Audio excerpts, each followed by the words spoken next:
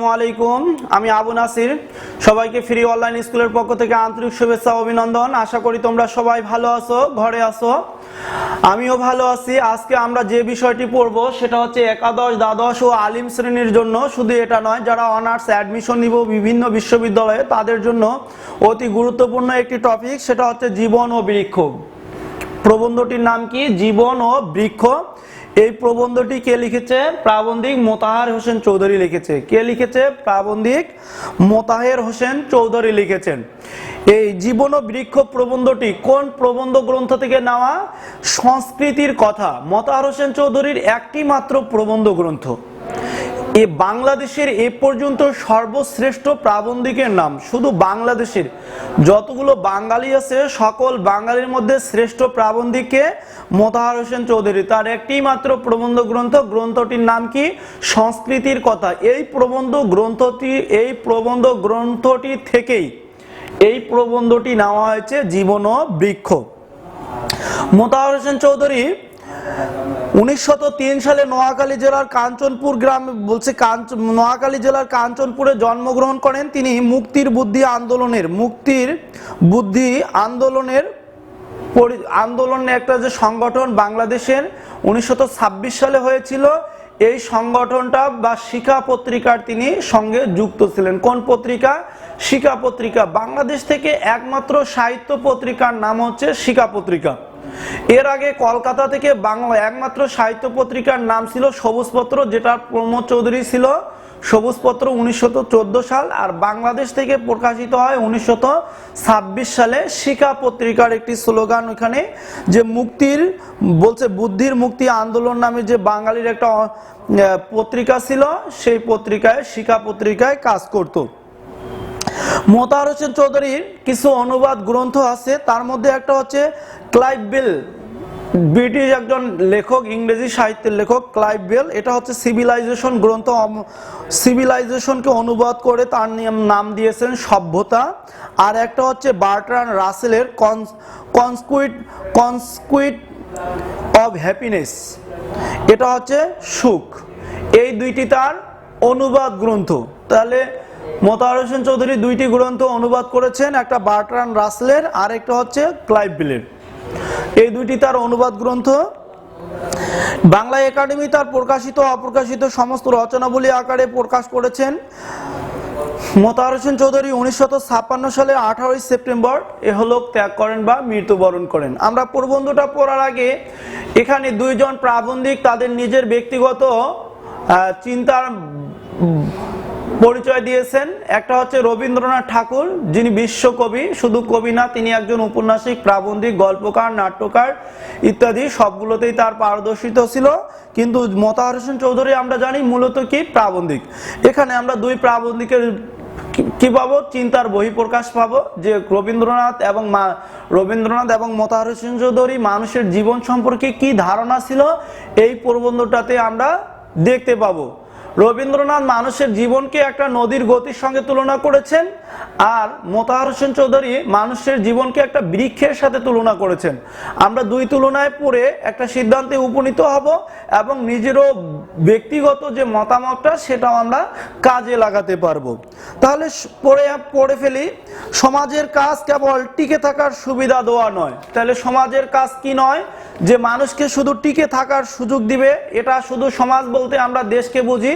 সমাজ এবং সম্প্রদায়ের একটা অতপ্রতভাবে জড়িত। সমাজ হচ্ছে সমাজের বিভিন্ন শ্রেণীর যেখানে বাস করে তাকে আমরা সমাজ বলি, আর যেখানে এক সম্প্রদায়ের মানুষ বাস করে তাকে আমরা সম্প্রদায় বলি। যেমন এক শ্রেণীর মানুষ যদি শুধু মুসলিম বাস করে তাহলে হবে সম্প্রদায়, আর যদি হিন্দু মুসলিম বৌদ্ধ খ্রিস্টান সবাই বাস করে তাহলে হবে সমাজ। তাহলে বাংলাদেশে হিন্দু মুসলিম বৌদ্ধ খ্রিস্টান সবাই আছে, তাহলে এটা সমাজ। আর যদি এক শ্রেণী হয় তাহলে সম্প্রদায়। তাহলে যেহেতু এখানে দেশকে বোঝাচ্ছে, এই কারণে সমাজ বলা হয়েছে। সমাজের কাজ কেবল টিকে থাকার সুবিধা দেওয়া নয়, মানুষকে বড় করে তোলা, বিকশিত জীবনের জন্য মানুষের জীবনে আগ্রহ জাগিয়ে দেওয়া। তাহলে সমাজের কাজ কি নয়? শুধু টিকে থাকার সুবিধা দেওয়া নয়, মানুষকে বড় করে তোলা, মানুষকে বিকশিত করা। কার কাজ? সমাজের কাজ। তথ্যগুলো অবশ্যই আমরা জেনে রাখবো। স্বল্পপ্রাণ স্থূল বুদ্ধি ও জড় জবরদস্তি প্রিয় মানুষ সংসারে পরিপূর্ণ। সংসার শব্দের অর্থ পৃথিবী। সংসার শব্দের অর্থ পৃথিবী। পৃথিবীতে কয় শ্রেণীর মানুষে পরিপূর্ণ? পৃথিবীতে 3 শ্রেণীর মানুষে পরিপূর্ণ। কি কি? 1 নম্বরে স্বল্পপ্রাণ, 2 নম্বরে স্থূল বুদ্ধি, 3 নম্বরে হচ্ছে জড় জবরদস্তি প্রিয় মানুষ। তাহলে এগুলো তো আমরা জানি, জড় জবরদস্তি মানে সবাইকে ঠকিয়ে বা সবাইকে টেক্কা দিয়ে নিজে বড় হওয়া। এটা কি? এটা জড় জবরদস্তি প্রিয়। স্থূল বুদ্ধি মানে মোটা বুদ্ধি, যার বুদ্ধির কিছুই নাই, নিজে বুদ্ধির ঢেকি। তাহলে স্বল্পপ্রাণ, যার মন ছোট, স্বল্পপ্রাণ, স্থূল বুদ্ধি ও জড় জবরদস্তি প্রিয় মানুষ মানুষের সংসার বা পৃথিবীতে পরিপূর্ণ। কয় শ্রেণীর? 3 শ্রেণীর। তাদের কাজ নিজের জীবনকে সার্থক ও সুন্দর করে তোলা নয়। তাহলে কাদের কাজ নিজের জীবনকে সুন্দর ও সার্থক করে তোলা নয়? স্বল্পপ্রাণ, স্থূল বুদ্ধি ও জড় জবরদস্তি প্রিয় মানুষ। এরা কি করে? এরা অপরের সার্থকতার পথে অন্তরায় সৃষ্টি করে, মানে এরা অপরের উন্নতিতে বাধা সৃষ্টি করে। কারা?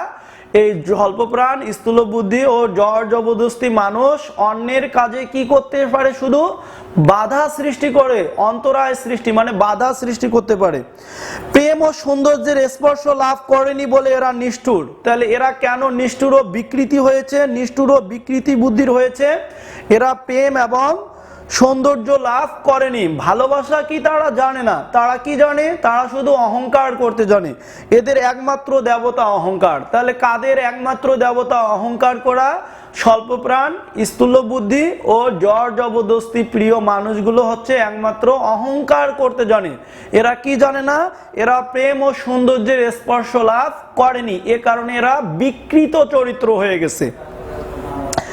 তারই চরণে তারা নিবেদিত প্রাণ। ব্যক্তিগত অহংকার, যা পারিবারিক অহংকার, জাতিগত অহংকার। তাহলে জীবন ও বৃক্ষ প্রবন্ধে কয় ধরনের প্রাবন্ধিক কয় ধরনের অহংকারের কথা বলছে? 3 ধরনের অহংকারের কথা বলছে। একটা হচ্ছে ব্যক্তিগত অহংকার, আমি বড়, বাকি সবাই ছোট। আর একটা কি অহংকার বলছে? পারিবারিক, মানে আমাদের পরিবারটাই বড়, বাকি সবগুলাই ছোট। আর একটা হচ্ছে জাতিগত, যে বাঙালিরাই পৃথিবীতে বড় জাতি, বাকিগুলো সব ছোট। তাহলে কয় ধরনের অহংকারের কথা বলছে? 3 ধরনের। কি কি? ব্যক্তিগত অহংকার, পারিবারিক অহংকার আর জাতিগত অহংকার। এসব নিশান ওড়ায়। এদের এই নিশান মানে পতাকা বা ফ্ল্যাগ।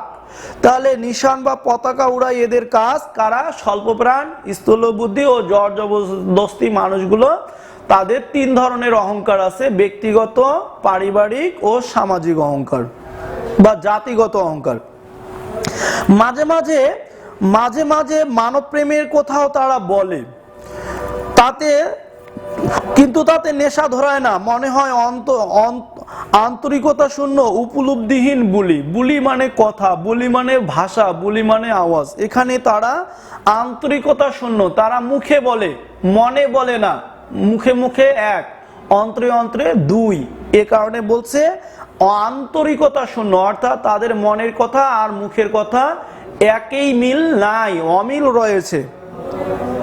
এদের স্থানে এনে দিতে হবে বড় মানুষ, সূক্ষ্ম বুদ্ধি, উদার হৃদয়, গভীর চিত্ত ব্যক্তি, যাদের কাছে বড় হয়ে উঠবে জীবনের বিকাশ কেবল টিকে থাকা নয় তাদের কাছে। তাহলে জীবনের বিকাশ কেবল টিকে থাকার সুবিধা নয়, এদের স্থানে আনে দিতে হবে তাদের কাছে জীবনাদর্শের প্রতীক হবে প্রাণহীন ছাস বা কল নয়, সজীব বৃক্ষ।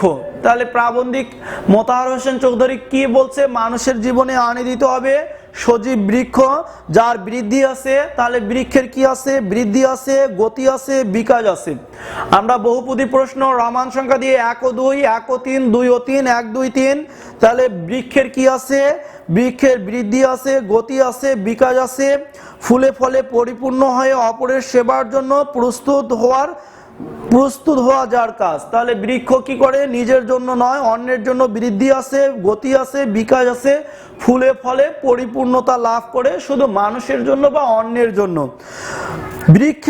বৃক্ষের জীবনের গতি ও বিকাশকে উপলব্ধি করা দরকার, নইলে সার্থকতা ও পরিপূর্ণতার ছবি চোখের সামনে ফুটিয়ে তোলা সম্ভব হবে না।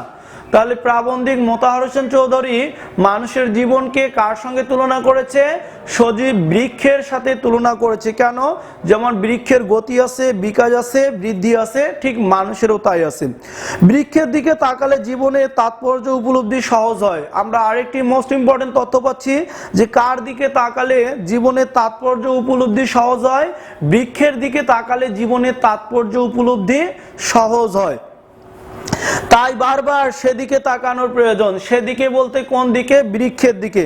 মাটির রস টেনে নিজেকে মোটাসোটা করে তোলাই বৃক্ষের কাজের সমাপ্তি নয়, তাকে ফুল ফোটাতে হয়, ফল ধরাতে হয়, নইলে তার জীবন অসম্পূর্ণ থেকে যায়। তাহলে বৃক্ষ নিজে কি করে? নিজে মাটির রস টেনে, মাটিতে রস টেনে মোটাসোটা করে ফুল ধরে, ফল ধরে। কার জন্য? অন্যের জন্য। ঠিক মানুষের জীবনটাও শুধু বড় হবে, প্রস্ফুটিত হবে নিজের জন্য নয়, অন্যের জন্য, নইলে তার জীবনে অসম্পূর্ণ থেকে যায়। তাই বৃক্ষের সার্থকতার প্রতীক হিসেবে গ্রহণ করার প্রয়োজনীয়তা, সজীবতা ও সার্থকতার এমন জীবন্ত দৃষ্টান্ত আর নেই। অবশ্য রবীন্দ্রনাথ ঠাকুর অন্য কথা বলেছেন। তাহলে আমরা এখানে দুই প্রাবন্ধিকের কথা পাচ্ছি, একটা হচ্ছে রবীন্দ্রনাথ ঠাকুর আর একটা হচ্ছে মোতাহার হোসেন চৌধুরী। আমরা মোতাহার হোসেন চৌধুরীর এতক্ষণ তথ্য পাইলাম কি? মানুষের জীবনকে একটা সজীব বৃক্ষের সঙ্গে তুলনা করেছেন। রবীন্দ্রনাথ এখন কি করে দেখি? রবীন্দ্রনাথ বলছে ফুলের ফোঁটা আর নদীর গতির সঙ্গে তুলনা করে তিনি নদীর গতির মধ্যেই মানুষত্বের সাদৃশ্য দেখতে পেয়েছেন। তাহলে মোস্ট ইম্পর্টেন্ট একটি তথ্য যে মানুষে বলছে কার সঙ্গে মানুষত্বের সাদৃশ্য দেখতে পেয়েছেন?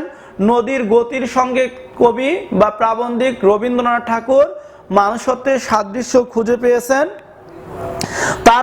তার মানে মনুষ্যত্বের বেদনা নদীর গতিতে উপলব্ধি হয়, ফুলের ফোঁটা নয়। ফুলের ফোঁটা সহজ, নদীর গতি সহজ নয়।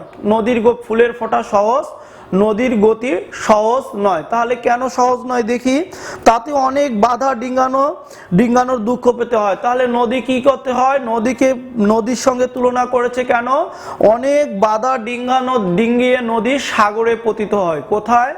অনেক বাধা পেরিয়ে নদী কি হয়? সাগরে পতিত হয়। মানুষের জীবনও কি হয়? অনেক ধাপে ধাপে চড়াই উত্তরাইয়ের মধ্য দিয়ে মানুষের জীবন অতিবাহিত হয়। তাহলে তপবন প্রেমিক রবীন্দ্রনাথ কি ছিলেন? রবীন্দ্রনাথ একজন তপবন প্রেমিক। তপবন প্রেমিক কবি কে ছিলেন? তপবন প্রেমিক কবি রবীন্দ্রনাথ ছিলেন। তপবন প্রেমিক অর্থাৎ রবীন্দ্রনাথের অনেক কবিতায় বৃক্ষের বন্দনা বা বৃক্ষের প্রশংসা পেয়েছি, যার কারণে রবীন্দ্রনাথকে তপবন প্রেমিক কবি বলা হয়। তিনি তপবন প্রেমিক কবি ছিলেন। তপবন প্রেমিক রবীন্দ্রনাথ কেন তা করলেন না বোঝা মুশকিল। তপবন প্রেমিক রবীন্দ্রনাথ কেন যে তা করলেন না বোঝা মুশকিল। জানি বলা হবে নদীর গতিতে মনুষ্যত্বের দুঃখ যতটা স্পষ্ট হয়ে ওঠে, বৃক্ষের ফুল ফোটানোয় তা তো স্পষ্ট হয়ে ওঠে না। তাই কবি নদীকেই মানুষত্বের প্রতীক করতে চেয়েছেন। তাহলে কে নদীকে মানুষত্বের প্রতীক করতে চেয়েছেন? রবীন্দ্রনাথ ঠাকুর নদীকে মানুষত্বের প্রতীক করতে চেয়েছেন। নদীকে মানুষত্বের প্রতীক অর্থাৎ মানুষের জীবনকে নদীর সঙ্গে তুলনা করতে চেয়েছেন। উত্তরে বলবো চর্মচক্ষুকে বড় না করে কল্পনা ও অনুভূতির চক্ষু। তাহলে কয় চক্ষুর কথা বলছে? দুই চক্ষু, একটা হচ্ছে কল্পনা আর একটা হচ্ছে অনুভূতি। কল্পনা ও অনুভূতির চক্ষুকে বড় করে তুললে বৃক্ষের বেদনাও সহজে উপলব্ধি করা যায়। আর বৃক্ষের সাধনা যেমন একটা ধীর স্থির ভাব দেখতে পাওয়া যায়, মানুষের সাধনাও তেমনি একটা ধীর স্থির ভাব দেখতে পাওয়া যায়। আর এটাই হওয়া উচিত নয় কি? বলছে অনবরত শব্দের অর্থ সবসময় অনবরত ধেয়ে চলা। মানুষের সাবধান হওয়া উচিত নয়। যাকে বলা হয় গোপন ও নীরব সাধনা, তাই বৃক্ষের অভিব্যক্ত নদীতে নয়। তাছাড়া বৃক্ষের সার্থকতার ছবি যত সহজে উপলব্ধি করতে পারি, নদীর সার্থকতার ছবি তত সহজে উপলব্ধি করা যায় না। নদী সাগরে পতিত হয়, তাহলে নদী আত্মবিসর্জন দেয়, মানুষ তো আত্মবিসর্জন দেয় না। এ কারণে বলছে নদী সাগরে পতিত হয় সত্য, কিন্তু তার ছবি আমরা পড়তেও দেখতে পাই না। অর্থাৎ নদী যে নদী মোহনা, দুইটা নদীর একত্রিত হওয়া, আমরা নদী মোহনা, নদী সাগরে পতিত হয়, যে নদী মোহনা সৃষ্টি হয়, এটা আমরা কি দেখি না, আমরা চোখে দেখতে পাই না। এ কারণে বলছে কিন্তু আমরা তার ছবি পড়তেও মানে প্রতিদিন দেখতে পাই না। বৃক্ষের ফুল ফোটানো ও ফল ধরানোর ছবি কিন্তু পড়তেও চোখে পড়ে। দোরের কাছে মানে দরজার কাছে, দোরের কাছে মানে দরজার কাছে দাঁড়িয়ে থেকে সে অনবরত নত শান্তি ও সেবার বাণী প্রচার করে। নতি মানে হচ্ছে বিনম্র বা নম্র ইত্যাদি। নতি বা অবনত সবসময়, নতি মানে নত হওয়া, বিনয়ী হওয়া, শান্তি ও সেবার বাণী প্রচার করে কে? বৃক্ষ। বলছে সাধনার ব্যাপারে প্রাপ্তি একটা বড় জিনিস, মোস্ট ইম্পর্টেন্ট। সাধনার ব্যাপারে সবচেয়ে বড় জিনিস কোনটি? প্রাপ্তি। নদী সাগরে পতিত হয়, সেই প্রাপ্তি স্পষ্ট হয়ে ওঠে না। তাহলে নদী আত্মবিসর্জন করে কোথায়? সাগরে। কিন্তু মানুষ তো আর আত্মবিসর্জন করে না। নদী সাগরে পতিত হওয়া সেই প্রাপ্তি স্পষ্ট হয়ে ওঠে না, সে তো প্রাপ্তি নয়, আত্মবিসর্জন। তাহলে নদীর এটা কি? এটা প্রাপ্তি নয়, এটা আত্মবিসর্জন। অপরপক্ষে বৃক্ষের প্রাপ্তি চোখের সামনে ছবি হয়ে ফুটে উঠে, ফলে যখন সে পরিপূর্ণ হয়ে ওঠে, তখন আপনা থেকেই বলতে ইচ্ছা হয়, এই তো সাধনার সার্থকতা। বৃক্ষের প্রাপ্তি ও দান। তাহলে বৃক্ষ কি? প্রাপ্তি ও দান। বৃক্ষের প্রাপ্তি ও দান, নিজের জন্য নয় অন্যের জন্য বাঁচতে পারে। সৃজনশীল মানুষও প্রাপ্তি ও দানের পার্থক্য দেখা যায় না। তাহলে সৃজনশীল মানে সৃষ্টিশীল বা নতুন কিছু যারা করে বা সৃষ্টিশীল যারা করে, সৃজনশীল মানুষেরও প্রাপ্তি ও দানের পার্থক্য দেখা যায় না। যা তার প্রাপ্তি তাই তার দান। তাহলে যেটাই প্রাপ্তি সেটাই দান। বৃক্ষের পানে তাকিয়ে রবীন্দ্রনাথ নিশ্চয় অন্তরের সৃষ্টি ধর্ম উপলব্ধি করেছেন। বহু কবিতায় তার পরিচয় পাওয়া যায়। তাহলে কার বহু কবিতায়? বৃক্ষের কে নিয়ে লেখা? রবীন্দ্রনাথের। তাহলে তার বলতে রবীন্দ্রনাথের। তার বহু কবিতায় তার পরিচয় পাওয়া যায়, কিন্তু গদ্যে তিনি তা স্পষ্ট করেননি। রবীন্দ্রনাথ সব কবিতাগুলোতেই বৃক্ষকে নিয়ে লিখেছে, কিন্তু কাতে লেখেনি? গদ্যে বা গল্পে লেখেনি। বললে ভালো হতো, তাহলে নিজের ঘরেই কাছেই যে সার্থকতার প্রতীক রয়েছে সে সম্বন্ধে আমরা সচেতন হতে পারতাম। নীরব ভাষায় বৃক্ষ আমাদের সার্থকতার গান গেয়ে শোনায়। তাহলে বৃক্ষ আমাদের নীরব ভাষায় কি করে? সার্থকতার গান গেয়ে শোনান। কে?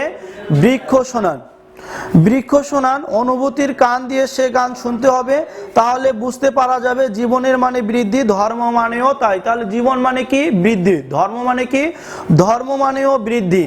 আমরা এটা বুঝতে পারতাম। প্রকৃতির যে ধর্ম, মানুষেরও সে ধর্ম। তাহলে প্রকৃতির যে ধর্ম, মানুষেরও সে ধর্ম। পার্থক্য কেবল তরুলতা ও জীবজন্তুর বৃদ্ধির ওপর তার নিজের কোনো হাত নেই। তাহলে আমরা মোস্ট ইম্পর্টেন্ট একটা তথ্য জানতেছি যে তরুলতা ও জীবজন্তুর বৃদ্ধি তাদের নিজের ওপর কোনো হাত নেই, কিন্তু মানুষের বৃদ্ধির ওপর তার নিজের হাত রয়েছে। তাহলে সজীব বৃক্ষ যে বৃদ্ধি হয়, বড় হয়, এই বড় হওয়াতে বৃক্ষের কোনো কি নাই? হাত নাই। কিন্তু মানুষের বৃদ্ধি হওয়া, বড় হওয়ার কি আছে? মানুষের নিজের কি আছে? চেষ্টা আছে। আর এখানেই মানুষের মর্যাদা। এই চেষ্টার জন্যই এটার জন্যই হচ্ছে মানুষের এত সম্মান বা এত মর্যাদা। মানুষের বৃদ্ধি কেবল দৈহিক নয়, আত্মিক। তাহলে মানুষের মন আছে, অন্তর আছে, হৃদয় আছে। কি আছে? মানুষের মন আছে, অন্তর আছে, হৃদয় আছে, অনুভূতি আছে। কিন্তু বৃক্ষের কি নাই? মন নাই, অন্তর নাই, হৃদয় নাই, অনুভূতি নাই। তাহলে মানুষ বৃদ্ধি হওয়ার পিছনে, বড় মানুষ হওয়ার পিছনে মানুষের নিজের চেষ্টা আছে, কিন্তু গাছের তা নাই।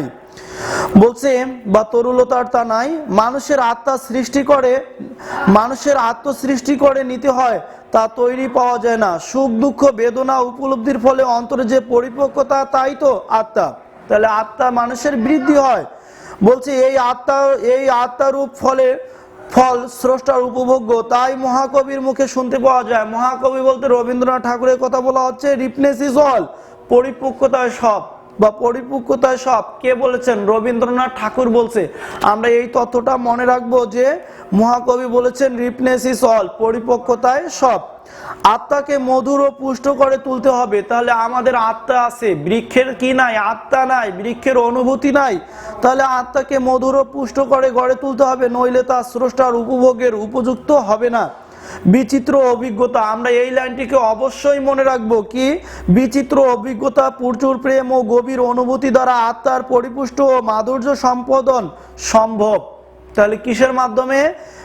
বলছে বিচিত্র অভিজ্ঞতা বা বৈচিত্র্যময় বা নানামুখী অভিজ্ঞতা, প্রচুর প্রেম মানে অনেক ভালোবাসা, গভীর অনুভূতি দ্বারা মানুষ কি করে? আত্মা পরিপুষ্ট ও মাধুর্য সম্পাদন সম্ভব। তাই তাদের সাধনায় মানুষের শিক্ষার প্রধান বিষয়বস্তু। মোস্ট ইম্পর্টেন্ট, তাই তাদের সাধনায় মানুষের শিক্ষার প্রধান বিষয়বস্তু বস্তু জিজ্ঞাসা তথা বিজ্ঞান। আমরা এই তথ্যটা অবশ্যই মনে রাখবো যে বিজ্ঞান মানুষের আত্মিক উন্নয়ন করতে পারবে না। বিজ্ঞান সব করতে পারবে, কি করতে পারবে না? আত্মিক উন্নয়ন করতে পারবে না। মানুষের কষ্টকে লাঘব করতে পারবে, কমাতে পারবে। একমাত্র সাহিত্যে কি হয়? আত্মিক উন্নয়ন, আত্মার উন্নয়ন, অনুভূতির উন্নয়ন একমাত্র কোথায় হতে পারে? সাহিত্যে হতে পারে। তাহলে বস্তু জিজ্ঞাসা তথা বিজ্ঞান কখনো শিক্ষার প্রধান বিষয়বস্তু হতে পারে না। কেন পারে না? কারণ বিজ্ঞানে মানুষের আত্মিক উন্নয়ন হয় না। কেবল কি হয়? দৈহিক শ্রমটা লাঘব হতে পারে। তাহলে এই কারণে বলছে যে বিষয়বস্তু হতে পারে না, কেননা তাতে আত্মার উন্নতি হবে না। তাহলে বিজ্ঞানে কি হতে পারে না? আত্মার উন্নতি হয় না। জীবনবোধ ও মূল্যবোধের অন্তর পরিপূর্ণ হয় না, তা হয় সাহিত্য শিল্পকলার দ্বারা। তাহলে বলছে জীবনবোধ ও মূল্যবোধ, মানুষের জীবন বিকশিত হতে পারে একমাত্র কোথায়? সাহিত্যে। আমরা এই কারণে কিসের দিকে ধাবিত হব? সাহিত্যের দিকে ধাবিত হব, সাহিত্য বা শিল্পকলার দ্বারাই। তাই শিক্ষাক্ষেত্রে তাদের এত মূল্য। কাদের? এই সাহিত্য বা শিল্পকলার বা শিল্পের দ্বারা বা শিল্পকলার দ্বারা। উপরে যে বৃদ্ধির কথা বলা হলো তা বৃক্ষের জীবন তার চমৎকার নিদর্শন মানে উদাহরণ। বৃক্ষের অঙ্কুরিত হওয়া মানে বীজ থেকে গাছ হওয়া, অঙ্কুরিত হওয়া থেকে ফলবান হওয়া পর্যন্ত যেখানে কেবল বৃদ্ধির ইতিহাস। বৃক্ষের পানে তাকিয়ে আমরা লাভবান হতে পারি। জীবনের গুড অর্থ সম্বন্ধে আমরা সচেতন হতে পারি বলে। বৃক্ষ যে কেবল বৃদ্ধির ইশারা তা নয়, প্রশান্তিরও ইঙ্গিত। তাহলে আমরা মোস্ট ইম্পর্টেন্ট, বৃক্ষ যে কেবল বৃদ্ধির ইশারা নয়, কি তাহলে? প্রশান্তির ইঙ্গিত বৃক্ষ বহন করে। অতি শান্ত ও সহিষ্ণুতার যে জীবনের গুরুত্বভার বহন করে, অতি শান্ত ও সহিষ্ণুতায় সে জীবনে গুরুত্বভার বহন করে কে? বৃক্ষ। তাহলে আমরা অবশ্যই প্রবন্ধটা বুঝে গেছি। আমরা যেগুলো বুঝি নাই সেগুলো অবশ্যই কি করব? কমেন্ট বক্সে লিখে দিব। তাহলে আমাদের আরো আমাদের বোঝা সহজ হবে। আর আমরা সবাই ঘরে থাকতে চেষ্টা করব। সবার সুস্বাস্থ্য, উজ্জ্বল ভবিষ্যৎ ও দীর্ঘায়ু কামনা করে এখানেই বিদায় নিচ্ছি। আল্লাহ হাফেজ।